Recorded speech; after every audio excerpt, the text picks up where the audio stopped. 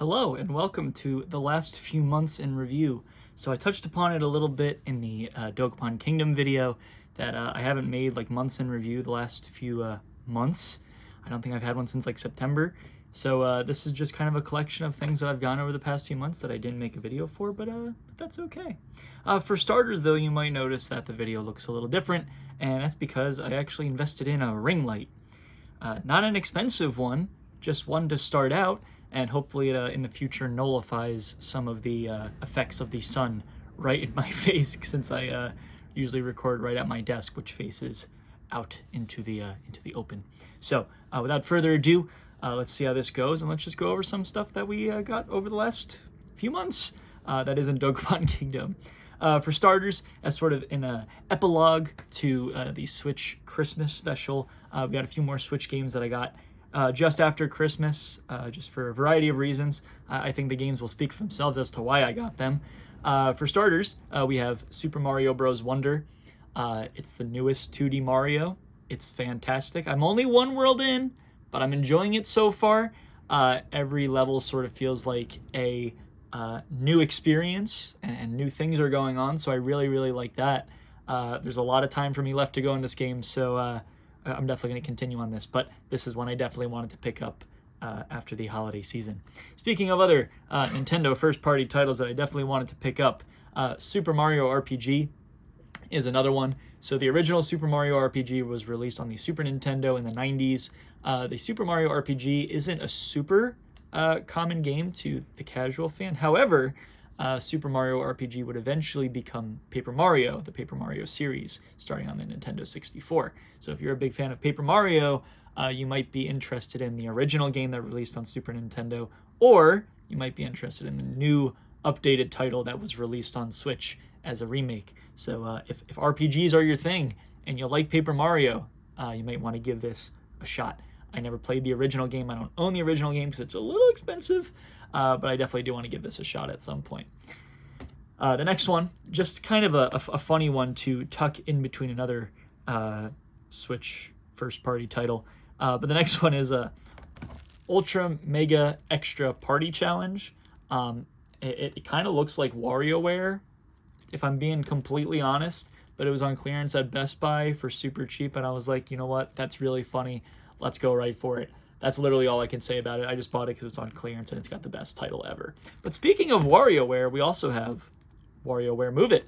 So WarioWare Move It is another game in the WarioWare series. And if you're not familiar with WarioWare, WarioWare is essentially micro games. So not mini games like you would find in Mario Party, but micro games where you play like very short, like 5-second micro games that are usually like, scribble this or erase this kind of ideas. And I remember playing WarioWare Smooth Moves on the Wii eons ago. I didn't know anything about WarioWare. It's not even the first game in the series, but I really enjoyed playing it on a Wii. And there's 2 games on Switch in the WarioWare series. WarioWare Get It Together, which I do also own, and WarioWare Move It, that came out just a few months ago. So a few more essential Switch first-party titles that I got in the last few months. That's the end of the Switch Christmas epilogue, but now we're going to get back into just the other random games that I usually just talk about. I haven't researched anything for this video, but that's okay.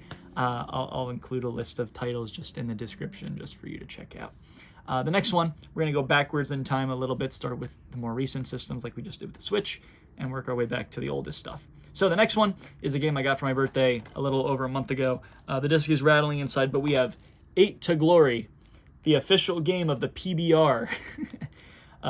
A friend gave it to me as a gag gift for my birthday. Just kind of funny. It's brand new and sealed, but if I ever wanted to professionally bull ride, now I can on the PS4, which is just straight up fantastic. Next one, we make quite a big jump to... we went from Switch to PS4, which is both pretty recent. Then we're going to jump all the way back to the GameCube. I've talked about Doshin the Giant in the past. Long story short, Doshin the Giant was... I found it through Nintendo Life, where Alex Olney of Nintendo Life is a huge Doshin the Giant fan. He actually just put out a video talking about some of his Doshin the Giant stuff, and ever since I'm like, I'm going to collect the Doshin the Giant games too. Here's the problem. Doshin the Giant was never released here in North America. It was released in Japan as Kyojin no Doshin, and then it was released only in Europe otherwise as Doshin the Giant. However, I don't really collect PAL games, but I make exceptions for games that, didn't release here that I really want. Doshin the Giant is one of those. But the weird thing about collecting games that are in PAL region, they come in different languages. So, here in North America, we get 99% English releases with like less than 1% Spanish releases. But in Europe entails, France and Germany and the UK and Spain, among others. So sometimes games will get titles in a bunch of different languages. I believe it was in September in review, maybe a month or so before that. But I did get another Doshin the Giant then. That one was in German, but now we have Doshin the Giant in French. So we have it in Japanese, we have it in German, and now we have it in French.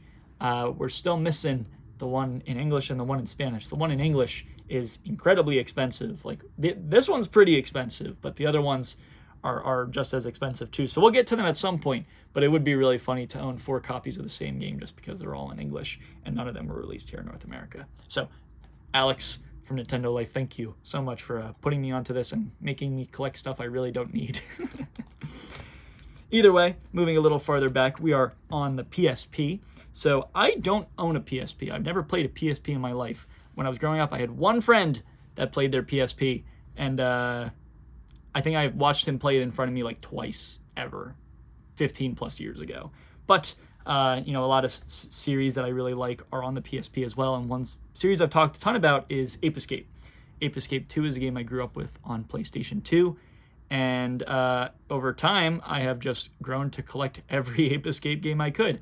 And as of like this past summer, maybe this past spring, I had collected at least one copy of Ape Escape in English and in Japanese, which I just recently completed with Dokapon Kingdom. However, on eBay, randomly out of nowhere, appears Ape Escape Academy for PSP, a demo disc of it, which I had not seen before and I didn't know existed.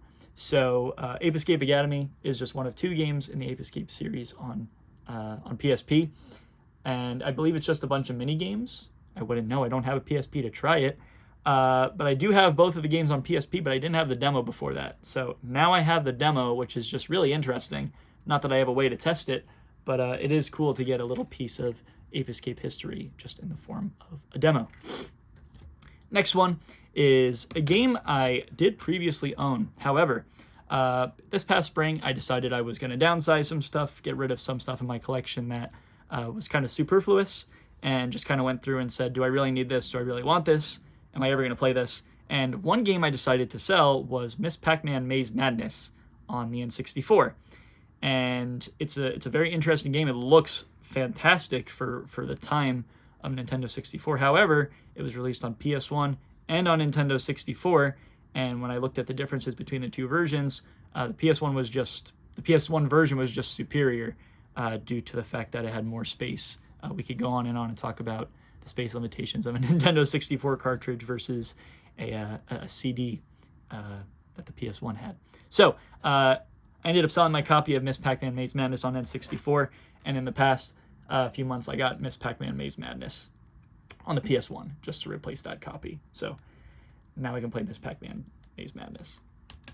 I think I have very faint memories of playing Miss Pac-Man Maze Madness and Pac-Man World both on PS1 when I was like really little. I think I was in like a Wegmans like daycare where they had a PlayStation or PlayStation 2 and those games available, so I remember playing them there.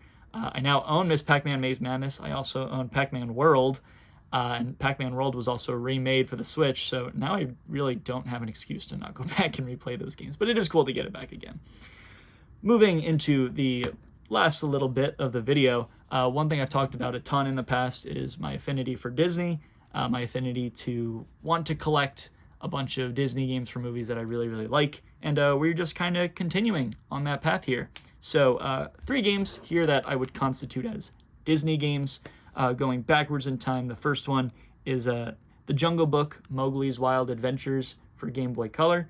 Big fan of Jungle Book. so I had to get one of the Game Boy Color games. The next one is, speaking of Nintendo 64 cartridges, Toy Story 2. So if you ask me what my favorite movie of all time is, it's Toy Story 2. And one really interesting thing about this game specifically, I had this game on PC when I was growing up. However, I did not know what I was doing whatsoever. It's a platformer. It's a 3D platformer. So you don't really know where you're going. And I couldn't even get out of Andy's room because I was just so lost. Not that I'm really going to take the time to play this, but it's Toy Story 2, favorite movie of all time. Had to get it. So yeah, just kind of interesting.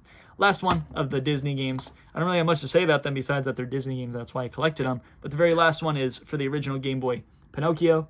Pinocchio I have kind of an interesting history with because my parents had every Disney VHS I ever wanted when I was growing up. And I remember watching Pinocchio, and I remember liking Pinocchio.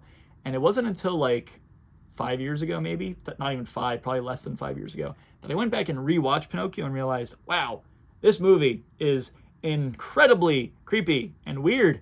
One specific line that I'm not going to repeat here really made me like, wow, how did they get away with that? Of course, Pinocchio was released 90 years ago, almost 80 plus years ago for sure. So that's just kind of funny. But, Pinocchio, I do really enjoy the movie. I still love the movie for as weird as it is. So now I have that. So going forward a little bit with Disney games, there's only a few more that I'm looking to collect. One that I'm missing, and probably the most expensive one that I'm missing, is Aladdin on Game Boy Advance, and then just a few other knick-knack titles on just Game Boy systems. And then at some point I would like to make a Disney games video just because I think that'd be really cool to kind of go over all the Disney games that I own. But nonetheless, we're going to wrap it up. Only 2 more items. So this one is kind of funny. It's 2 parts here. So for Christmas, for my birthday I got PBR, and for Christmas a friend got me another title because he saw it and he just had to get it. But before I get into what that game is, I do have to show you this one non-game thing that I got, and that is Shrek the Third. Now, if you saw the Retro GameCon video, you would know that I went and bought a bunch of copies of Shrek 2 at a Sound Go Around in Vestal, New York. And so, Shrek and Shrek 2 are 2 fantastic movies. Shrek the Third, I can't really say the same about. However, this copy is really special because it's brand new and sealed. And it's not special because it's brand new and sealed. It's special because it's brand new and sealed and has, now that's what I call Shrek included. Yeah, now that's what I call music, but now that's what I call Shrek. This is absolutely fantastic, and this is one of the best purchases I've made over the past few months. But to kind of tie in with that, the last game that I got over the past few months is for a system I don't own, and I've never owned. I've owned an Xbox 360, but I never owned an Xbox. And at some point in the Xbox's life cycle, they released a 2-in-1 for Shrek 2 and Shark Tale. DreamWorks goes crazy. So, with that said, thank you to the friends that gifted me some of the games in this video. I hope the ring light actually looks good in this video, and I hope some of these games were a little entertaining to you. They're entertaining for me to pick up, and now they're finally in a video cataloged, so, there's that. But otherwise, I hope you enjoyed. I hope you learned something. If there's something you know about these games that I don't, because I did no research for them, just wanted to talk about them. If you know something about these games that I don't, please let me know. Would love to learn about them and continue to learn about them. So with that said, bye.